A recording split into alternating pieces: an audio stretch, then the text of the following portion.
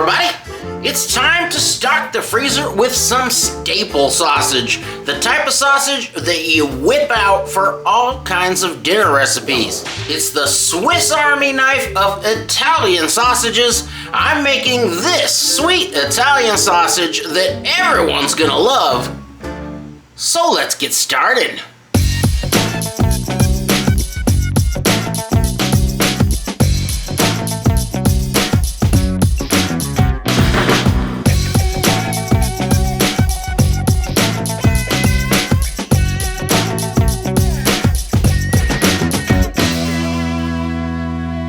Now there was a time when they would leave enough fat on these pork shoulders that you didn't need to add any fat in to make a great sausage, but you can see here they are getting pretty stingy with that fat cap these days. And if you're really into getting the most protein you can, I guess that's a good thing, but that is not gonna help for making a sausage. So if you can find a pork shoulder with a nice thick fat cap left on it, you know, where it's pushing a ½ inch in some spots, then you're gonna make a great sausage without adding in any extra fat. But this skimpy little guy here is gonna require some added fat, so I got some nice pork belly fat here. I'm pushing for 25 to 30% fat on this one. You can go down as low as 20, but that just doesn't have that same sausage succulence that I'm after. But it's a little more health conscious. So I'm gonna get this all off the bone, chunk it up, and it is hot in the kitchen today. So I'm gonna need to pop this back into the freezer for a little while to get it to firm up, and then we'll break out gnarls and grind this up.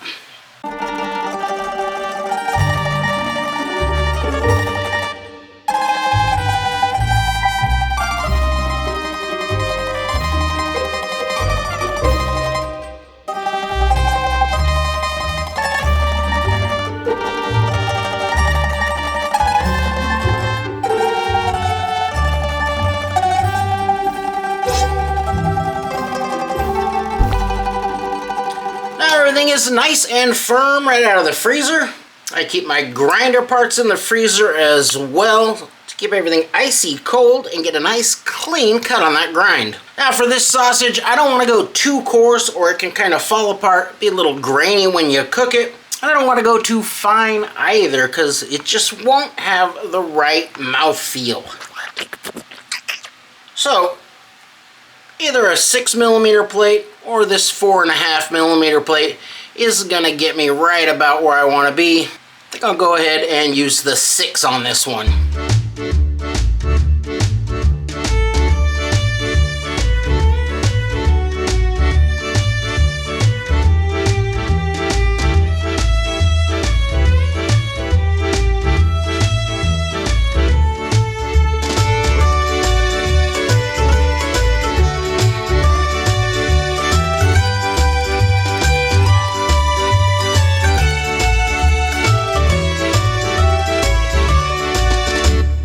Looks good. I'm pretty happy with that grind.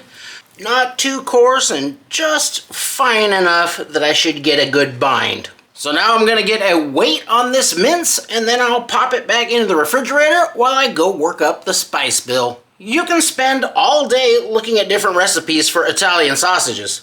So what I like to do is look at a handful of recipes and pick out what I like from each of them, and then maybe add in some of my own inspiration as well. So when it comes to this kind of sausage, I almost never make the same sausage twice. I'm always trying new things.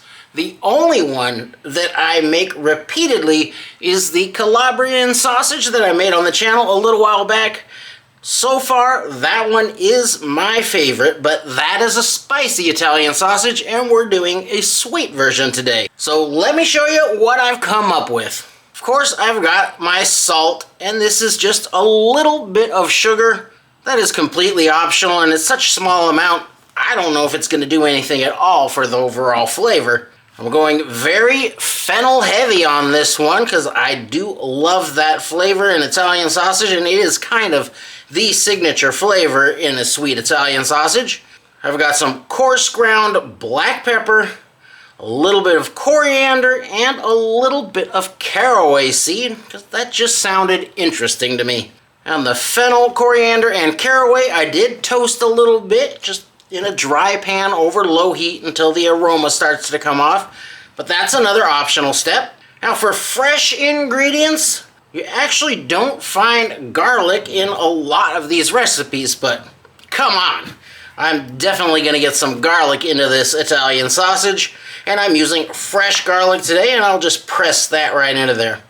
And I've got some fresh herbs here. I wanted to use some fresh oregano. You could use dried oregano or oregano powder, but I do like the look and the taste of fresh herbs in fresh sausage. So I've got fresh oregano, and while I was out there at the herb garden, I had a little bit of parsley ready to go, so I just grabbed a little bit of parsley to throw in there as well. And for some mixing liquid today, I'm going to use some cold white wine. Now, white wine or red wine is going to work here. Even water's fine, but if you're using wine, get something that's really got a nice bold flavor, like this $8 Chardonnay. You don't have to use your fancy stuff. I promise you're not going to tell the difference.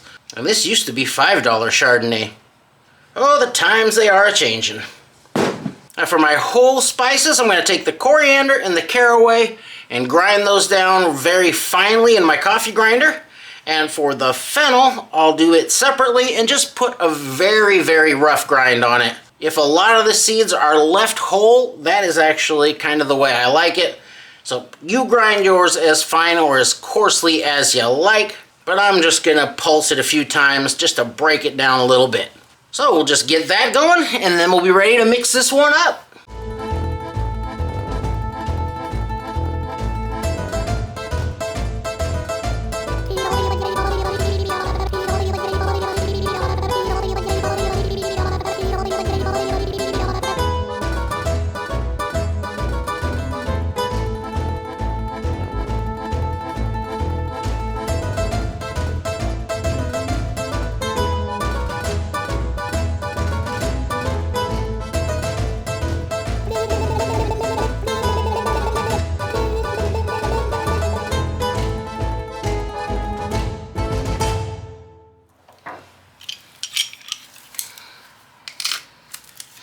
I'm not really measuring the garlic I'm using in here. I will put an amount in the recipe, but I'm going to assume you know how much garlic you like.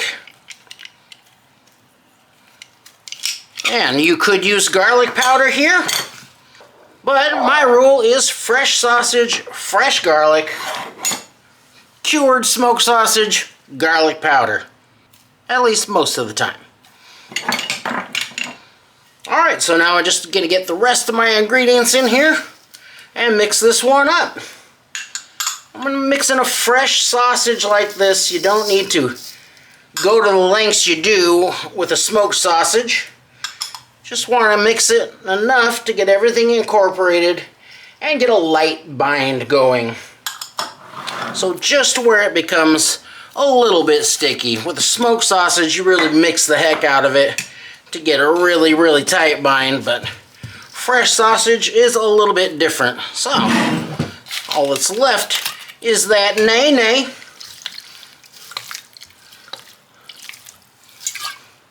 Save a little for the chef. I'm not going to drink it. And everything is icy cold, so if you want to put on some cotton liners under your gloves, it's a good idea, but I'm not going to be mixing this for very long, so just the rubber gloves is going to be fine. And to be honest with you, this is home cooking. Usually I don't even wear gloves. But you got to do it for TV sometimes.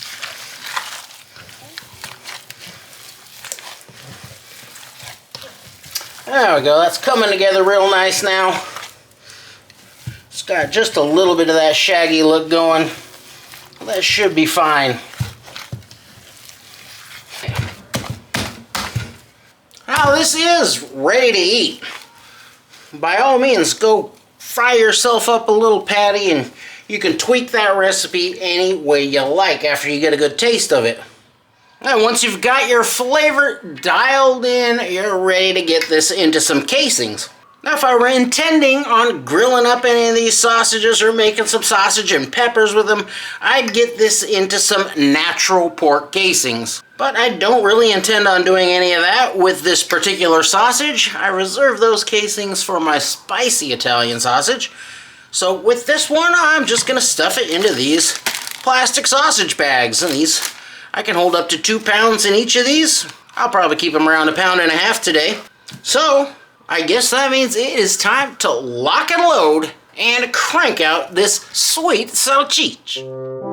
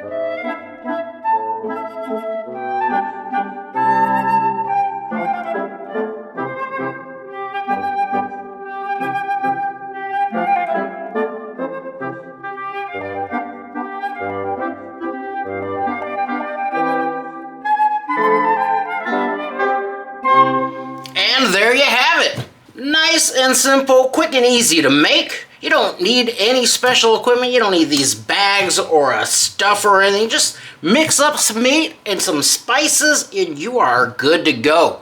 And I promise you, your homemade sweet Italian sausage is going to be better than anything you're going to find at the grocery store. So, I really hope you try this, and if you do, yeah, I'm just kidding. You know I'm not getting out of here without trying this stuff.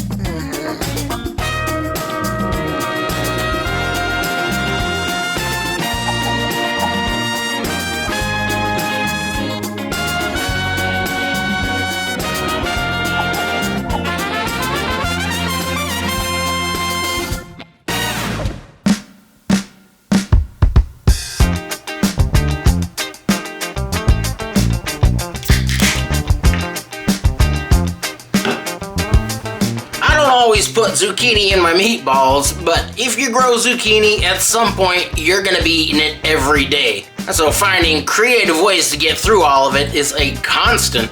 In this case, it adds a little filler and a little bit of flavor, and it's a good way to stretch your meat.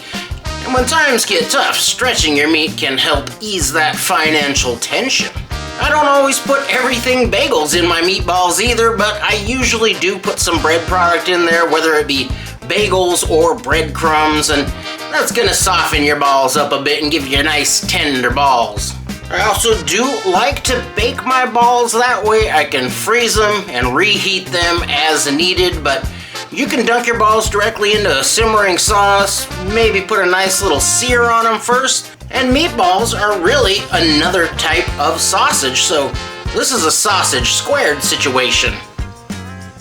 They look great and they smell great. Of course, what really matters is the taste.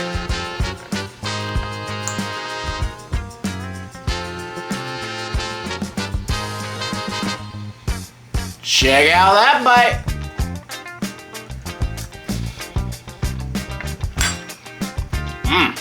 Wow, that is nice.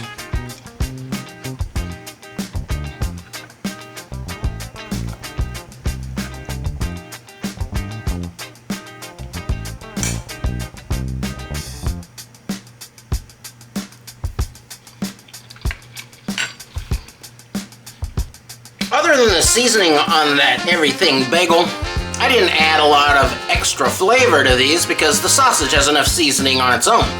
And I wanted that to be the flavor of note. And it's very good. It's simple, straightforward, sweet sausage. The fennel stands out as it should, and there is a nice little accent from the fresh oregano. I'm a spicy Italian sausage guy, but my wife is not, so I can tell already that she's gonna love this one. And I can always pull some aside and spice it up for myself. This is gonna be ideal for a lot of your Italian recipes, your meatballs, pizzas, lasagnas, that bolognese.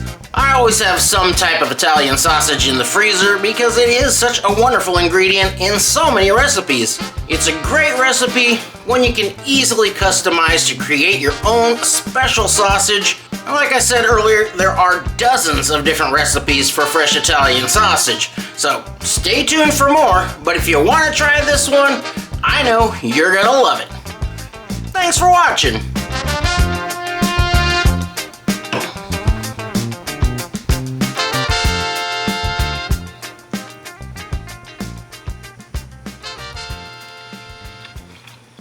That's another great sausage recipe, and it makes a fantastic meatball. But on a sadder note, if you've been watching the channel for a while, you've probably seen our little Brittany dog Luna running around in the background somewhere. If you've been watching for a very long time, you may even remember Luna and Sunny running around in the background.